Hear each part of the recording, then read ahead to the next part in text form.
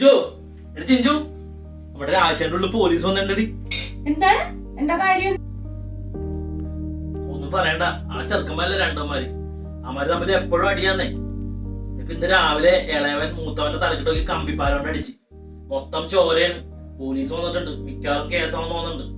പറഞ്ഞിട്ട് കാര്യമില്ല സോണിച്ച, കൊറേയൊക്കെ കാരണന്മാരുടെ കയ്യിലിട്ടുണ്ട്. രണ്ടു മക്കളെ ഒരുപോലെ വളർത്താൻ പഠിക്കണം. ഇപ്പൊ കിടന്ന് സുശീല ചേച്ചി കരഞ്ഞിട്ടൊന്നും കാര്യമില്ല. എന്നെ കാണുമ്പോ പറയും മോളെ അവൻ ഇങ്ങനെയാണ്, അവന്റെ ജീവിതം എങ്ങനെയായിരിക്കും, ഞങ്ങളുടെ കാലം കഴിഞ്ഞ് എങ്ങനെയാണ്. ഇപ്പൊ ചിന്തിച്ചിട്ട് കാര്യമില്ല, ആ സമയത്ത് ചിന്തിക്കണത്. അല്ലെങ്കിലും ആ ചേച്ചിയും ചേട്ടനും കുഞ്ഞിലെ മുതൽ ആ രണ്ട് മക്കളെ രണ്ട് കണ്ണോടുകൂടിയാ കാണുന്നത്. ഈ മൂത്തവനെ നല്ല ഉത്തരവാദിത്വ ബോധത്തോടും കൂടി അങ്ങനെ അങ്ങോട്ട് വളർത്തി, ഇളയവനെ കൊഞ്ചിച്ച് വഷളാക്കി അങ്ങനെ വളർത്തി. മാത്രമല്ല എന്ത് കിട്ടിയാലും ഇളയവനെ കൊണ്ടു കൊടുക്കണം. എന്നിട്ട് പറയും നീ മൂത്തവനല്ലേ. അങ്ങനെയല്ല, രണ്ടുപേരും ഒരുപോലെ വളർത്തിരുന്നെങ്കിൽ ഇപ്പൊ ഇങ്ങനെ സംഭവിക്കായിരുന്ന.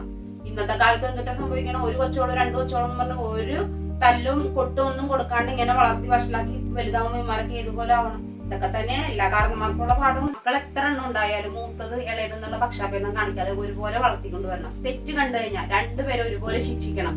അവിടെ മൂത്തത് അത് പ്രായം കുറഞ്ഞതല്ലേ ഇളയതല്ലേ എന്ന് പറഞ്ഞ് നമ്മൾ ഒരിക്കലും അവരെ മാറ്റി നിർത്തരുത്. അത് അങ്ങനെ ഒരു സപ്പോർട്ട് കൊടുക്കുമ്പോൾ അത് അവരുടെ ഒരു വീക്ക്നെസ് ആയിട്ട് എടുക്കും. ഞാൻ ഇളയതാണ്, എന്ത് തെറ്റ് ചെയ്താലും എന്നെ അപ്പനമ്മ ഒന്നും ചെയ്യില്ല എന്നുള്ള ഒരു രീതി അവർക്ക് സ്വാഭാവികമായിട്ട് മനസ്സിൽ വരും. അങ്ങനെ ചെയ്യാൻ പാടില്ല.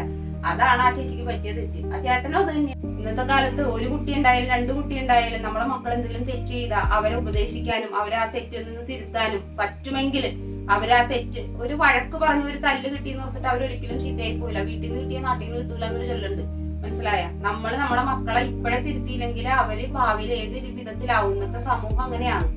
ഓരോ വടിയെടുത്ത് അടിച്ചു നോക്കി നമ്മുടെ മക്കൾക്ക് ഒന്നും സംഭവിക്കാൻ പോകില്ല. അവർക്കത് മനസ്സിലാവും. അല്ലാതെ നമ്മളെല്ലാ തെറ്റും മൂടി വെച്ച് വളരെ പുന്നാരിച്ച് അവളെ വളർത്തി കഴിഞ്ഞു കഴിഞ്ഞാൽ ലാസ്റ്റ് അവർ വലുതാവുമ്പോൾ ഏത് രീതിക്ക് ആവും എന്നറിയും. അങ്ങനെ ആവാതിരിക്കണമെങ്കിൽ തെറ്റുകൾ കാണുമ്പോൾ അത് നമ്മൾ അപ്പൊ തന്നെ തിരുത്താൻ പഠിക്കുക.